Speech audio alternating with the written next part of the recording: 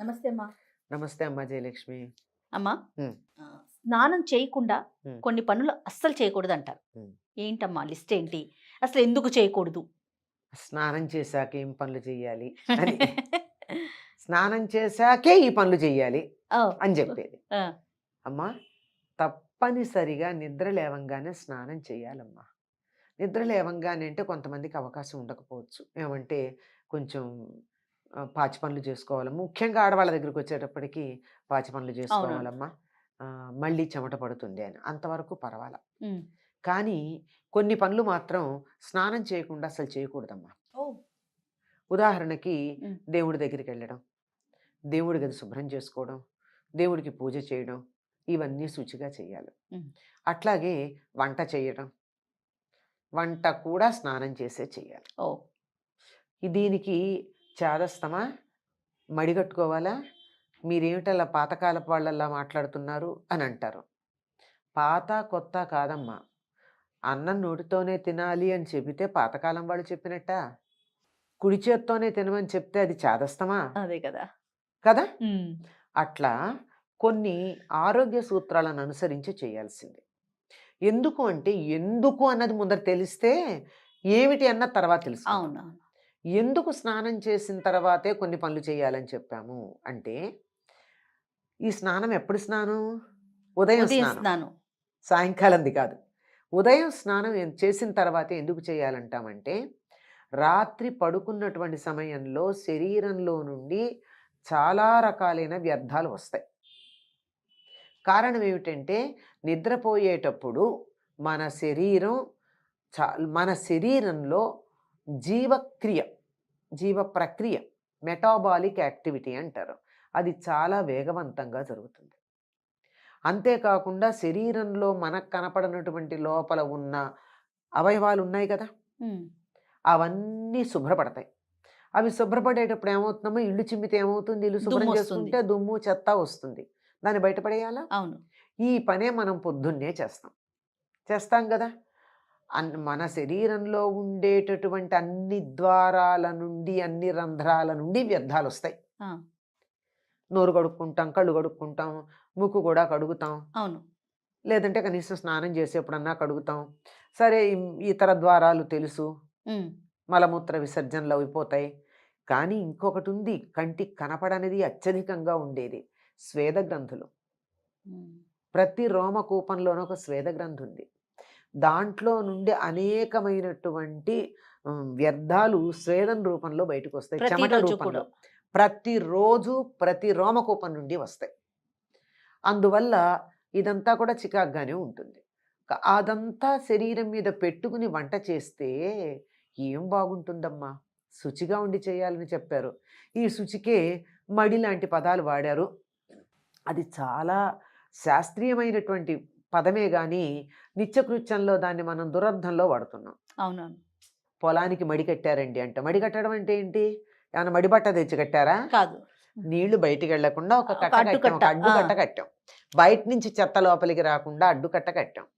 బయట ఎక్కువ నీళ్ళొచ్చి లోపలికొచ్చి లోపల వేసినటువంటి ఎరువంతా బయటికి పోకుండా అడ్డుకట్ట పాడవకుండా. కట్టాం.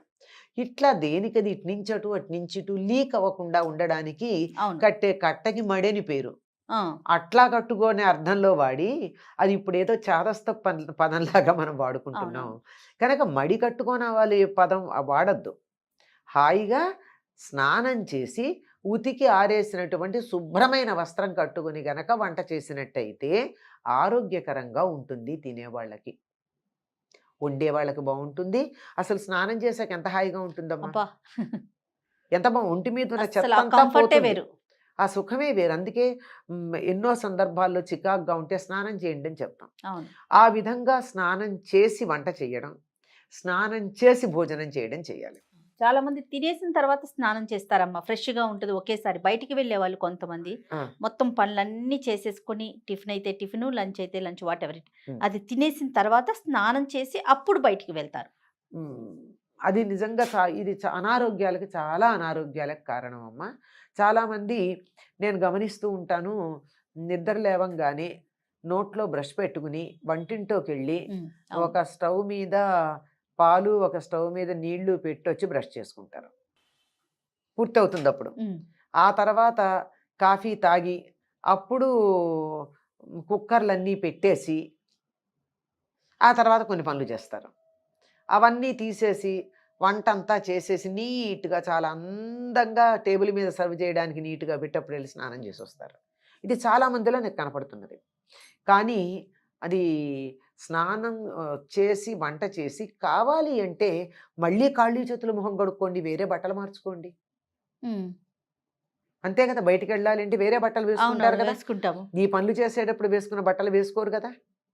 అంచేత ఆ బట్టలు వేసుకోవడానికి ముందు ఇంకో బట్టలు వేసుకుని వంట చేసుకోండి. హ్మ్. తేలిగ్గా ఉండేవి.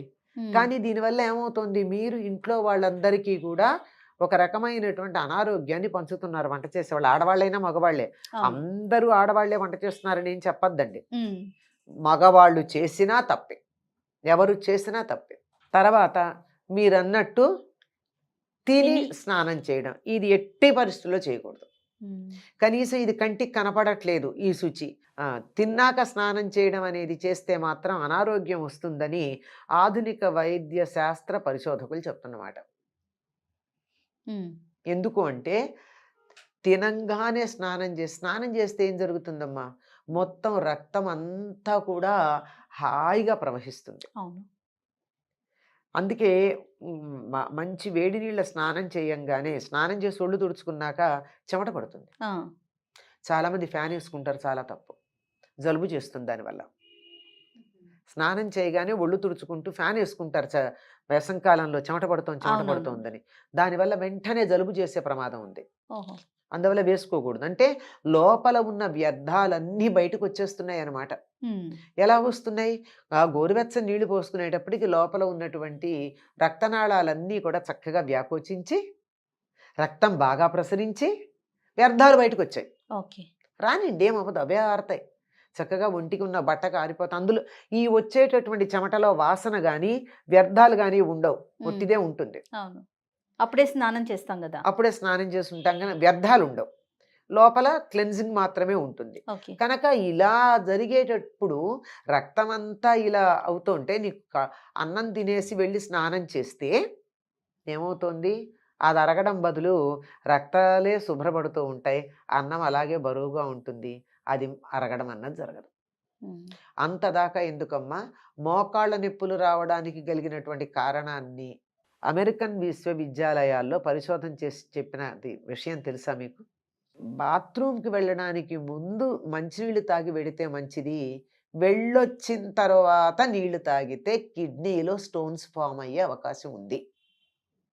ఓహ్! హుహు. సాధారణంగా మన వాళ్ళు ఏం చేస్తారంటే లఘు సంఖ్యకి వెళ్ళొచ్చి అప్పుడు మంచినీళ్ళు తాగుతారు. హ్మ్. హ్మ్.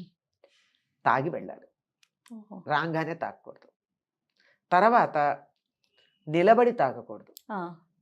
చాలామందికి మోకాళ్ళు నొప్పులు రావడానికి కలిగినటువంటి కారణం నిలబడి తాగడం. అందులో మనం చల్లని నీళ్లు ఫ్రిడ్జ్ దగ్గర నిలబడి సీసా తీసి ఫ్రిడ్జ్ తలుపు వెయ్యకుండా గడగడ తాగి అప్పుడు ఫ్రిడ్జ్‌లో అవును. సీసా పెట్టి బయటకొస్తాం. అది ఒకానొక కారణం అని జెప్పి వాళ్ళు చెప్పిన మాట నాకెందుకో లాజికల్‌గా అనిపిచ్చింది. ఎందుకంటే నీళ్ళెప్పుడు కిందకెడతాయి గదమ్మా! ఆ! కిందకెళ్ళేటటువంటి వాటిని మనం జాగ్రత్తగా కూర్చొని తాగినప్పుడు చాలా బావుంటుంది. ఓహ్! లేకపోతే గడగడలాడుతూ ఉండి దడ దడ దడ దడ దడా కిందకెళ్ళిపోతే ఇబ్బంది గదా! అవును. అవును. బరువుగా అనిపిస్తుంది. నెమ్మదిగా తాగితే మంచిది. అందుకని స్నానం చేశాకే తినాలి. స్నానానికి ముందు తినకూడదు. తింటే మాత్రం అనారోగ్యం కలుగుతుంది. జీర్ణకోశ సంబంధమైనటువంటి వ్యాధులు తప్పనిసరిగా వస్తాయని చెప్తారు. ఓకే. ఇవాళ కాకపోతే రేపు. ఆ! అవి లేని వాళ్ళు ఎవరైనా ఉన్నారా ఈ రోజుల్లో? ఏదో రకంగా. హ్మ్. మీరన్నట్లుగా ఇవాళ రాకపోవచ్చు. ఇవాళ రాదమ్మా. హ్మ్. వెంటనే ఎందుకొస్తుందమ్మా? కొన్ని వెంటనే సంవత్సరాల రాదు. తర్వాత మాత్రం ఖచ్చితంగా వస్తుంది. కొన్ని రోజుల ఆ! తర్వాత. ఇప్పుడు ఒక వయస్సొచ్చేటప్పటికల్లా ఏదో రకమైన జీర్ణ సంబంధమైన వ్యాధులు లేని వాళ్ళు ఎంతమందున్నారు? అవును. అవును. ఏదో ఒకటి ఎసిడిటీ అంటారు, అరగట్లేదంటారు, ఈ పదార్థం తింటే అలర్జీ అంటారు, అది పడట్లేదంటారు, ఆకలికి ఆగలేమంటారు, తింటే అరగదంటారు. ఇట్లాంటివన్నీ వస్తున్నాయా లేదా? అవును.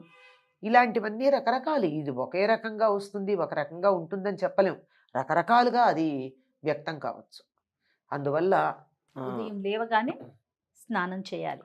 ఉదయం లేవగానంటే కొద్దిగా కొంచెం. ఇటువంటి చిన్న చిన్న ఆ! పనులయ్యాక.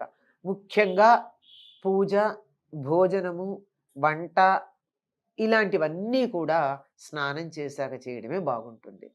ఏదైనా మంచి పనులు మొదలుపెట్టడం గానీ, మంచి కార్యక్రమాలు చేయడం గానీ, మంచి గ్రంథాలు చదవటం గానీ, ఇట్లాంటివన్నీ స్నానం చేసి కూర్చుంటే చాలా బాగా ఉంటాయమ్మా. తప్పకుండా అమ్మా. నమస్తే. నమస్తే అమ్మా.